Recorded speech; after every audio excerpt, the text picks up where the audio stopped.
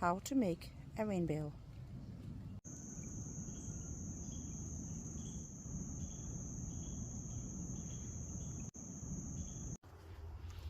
Today we're gonna put a hose bib into a barrel to make a water barrel, so that we can take water from it, rainwater from it. So here we have the hose bib itself, a little O-ring washer, some silicone, and just a cheap 98 cents coupling from the inside of the barrel that makes this tighter inside. And the drill is just 3/4 inch tip wood bit thing to make the hole, because the faucet is 1/2 inch, so I make it 3/4 inch so I can just screw it in the barrel. I get it because it's shorter, and when you turn the rain, when it's gone to the pipe, it made like a seal, so that it won't rip from the rain barrel. And then it's shorter, so that when you tilt the barrel at an angle, all the water will drain through the hose bib and out. Okay, so this is this one, the 1/2 inch PVC coupling. It's 100% waterproof, and it won't shrink or crack. And you can close it. And you can close it back and use it another time. While these, once you cut it, you have to just use it, and then it gets hard on the top, and then you can't get to use it again. So you just basically waste the money. Here's the food grade barrel that we've got. We're going to turn it into a rain barrel. And when you decide where to put a spigot, you want to make sure to put it as low as possible, because if it's up higher, the water can't get out, and you don't want the water to sit in there and settle. I'm gonna drill a 3/4 inch hole into the barrels as neatly as possible, so that I can just thread the spigot in tightly and then seal it up.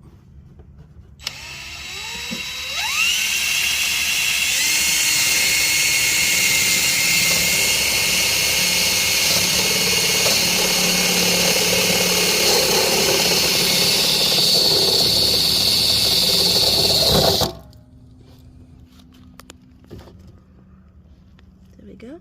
The hole into the barrel.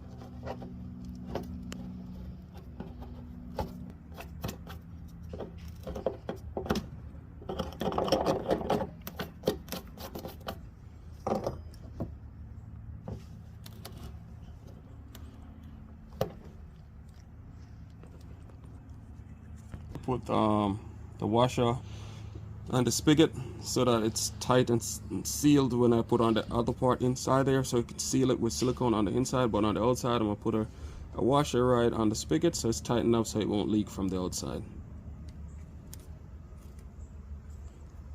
There you go. So I just screw it in like this, nice and tight. Just screw it like it's threaded in. And it's going in like it's making its own thread, so it's gonna be nice and tight, no room for leakage once the washer get down to the end.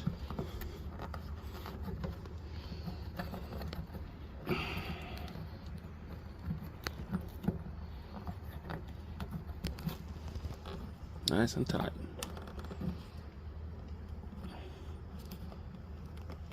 Look, let's see, it's all sealed.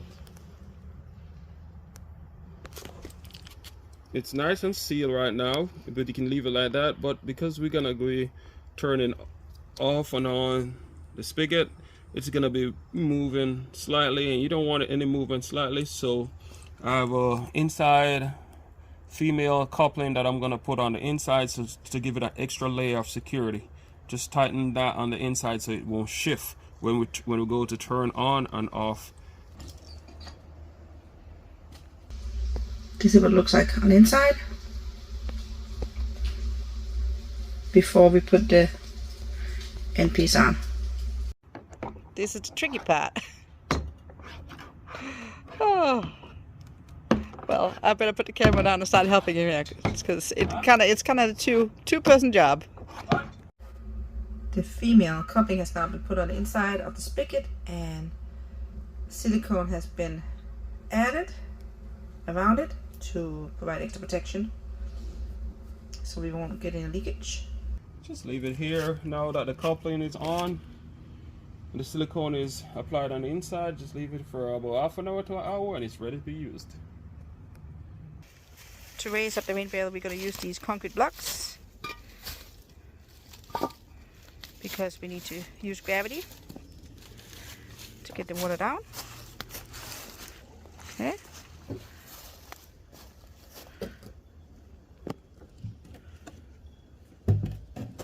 There we go. All right. Now it's raised up. So you can see this has a screen on it, but it is not good enough to keep the mosquitoes out. So we're going to put a mosquito net on. And what we're going to use is an old stroller mosquito net.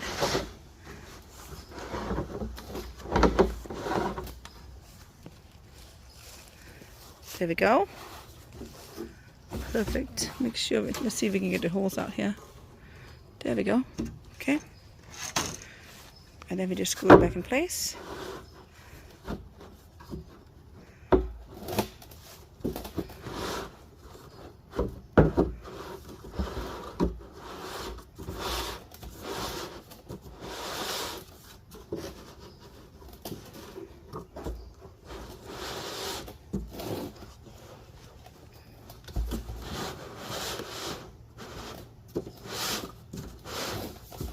That's it, and there we got a rain barrel. We have this extra screen we're just going to put on top. It can keep away some of the leaves and pine needles from falling down into the net and then making the mosquito net heavy and ruining it. Here's the finished rain barrel. It's supposed to rain tomorrow, so it was very important for us to get this up and ready to catch water. You can see that we have this little water catchment contraption up top. I'm going to show you how it catches water on the other side first. If you don't have a gutter system on your roof, or if you are putting these rain barrels somewhere where you don't have any gutter system, it is very helpful to have some sort of contraption to catch water. And this is what we made out of some old tin panels and an old piece of gutter. Here you can see that we've raised the rain barrel up on 2 concrete blocks, but ideally you should use 2 layers of concrete blocks because it is very hard to get to this water. See, not working. This would be very tricky to do, but I do have this smaller bucket that I use in this situation, and it was just important for us to get this rain barrel up today because it's going to rain tomorrow, and we've not had any rain since the hurricane, which means our rain barrels here at the food forest are empty, and we need to catch as much water as we can. But here you can see how this side of the tin panels comes down. I might need to adjust it a bit, come over here and see where the water actually hits, but for now I think this is a good spot. It'll catch some water for us in addition to what it just gets from above. But let me go show you why it's important to have it raised up 2 levels. This rain barrel is my favorite because I can just put a bucket underneath it. There we go. And the water, yeah, there's not much in it, will come out just like that. Or I could put the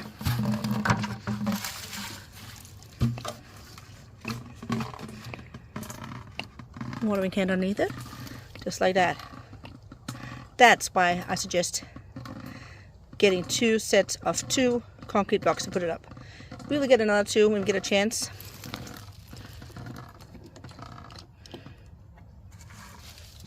This one over here, the bucket can't quite fit underneath, but the watering can fit. But again, I would prefer to have it up 2 levels. But you know what? Sometimes you just gotta work with what you have. And here you can see a little rain barrel system. This was created this summer.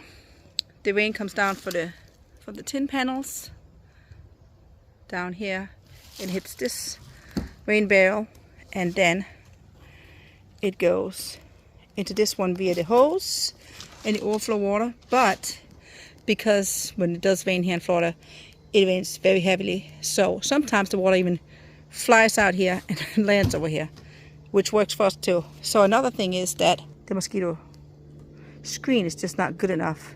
So we were getting mosquito larvae inside. We don't want that. So we put this extra piece of screen over. So whatever you do, make sure you have some sort of mosquito screen, very fine netting on top of your rain barrels, because you do not want it to be a breeding ground for mosquitoes. But this is our setup over here. These two rain barrels we bought used. I think we used Craigslist for these. We got 3 rain barrels for maybe $70, which turned out to be a good deal. But one of them was broken. We fixed it. The other one was leaking right here. Fix that. And now we can catch rainwater and use it in the food forest when we need it. Having a rain barrel is essential for the gardener. Whether you are a food forest gardener, a farmer, a home gardener, or even some plants inside actually prefer rainwater to tap water, because the tap water has a lot of chemicals, especially chlorine, in it, and some plants indoors do not like that. Here in Northeast Florida, in our little growing spot, Zone 9B, we have been through a drought this past year. While we've seen other places around us get water, we didn't get much at all. And if we did get rain, it almost evaporated on the way down. So it has been so important for us to really expand our water catchment systems. We already had 1 working rain barrels. Now we have 4. We also have 2 rain barrels around the house, just for the garden around the house. And not only does it save on the water bill, but the plants are just happier when they get rainwater. And wherever you can, if you can catch the water yourself and not have to take water that comes from aquifers, it's helpful. Here's another one of our rain barrels. As you can see, we also have a stroller mosquito netting on top of that. The little guy's done with the stroller.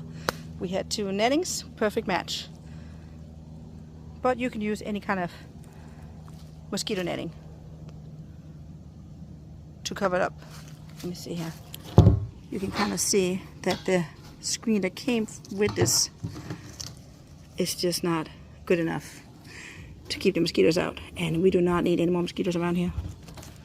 Using rainwater is so important, and it really helps the health of your plants. Even around a house where we have running water, we'll water throughout the summer, whenever we have a drought. But if you use water that we catch in the rain barrels, it just makes the plants happier. And when we do get a good Florida shower, all the plants just thrive. The bananas start setting out new leaves immediately. These were the bananas that we saved after flooding from Hurricane Milton. They look good now. And what's it been? A month and a half, 2 months? And they want rainwater again. It's one of those things, we either get too much or we get too little, which is why we are trying to plan for the extremes, try to plan for drought, try to plan for heavy rain events. And that's just the future. We bought this food grade barrel from a fellow gardener on Facebook. You can also find companies advertising them on Craigslist, and a lot of these companies who make food products sell them after they're done with them, and those are the ones you want, the food grade barrels. They are maybe $15, $20, $30 a piece. Get them cheap. The more you get, you usually get a good deal. But it's so easy to make your own rain barrel. If you enjoyed this video, please support us by hitting that like button, and support the Dancing Tree Tips Family Farm by hitting the subscribe button so that you can follow along as we make our dream of expanding the Dancing Tree Tips Family Farm a reality. Thank you for watching, and thank you for making the world a little greener.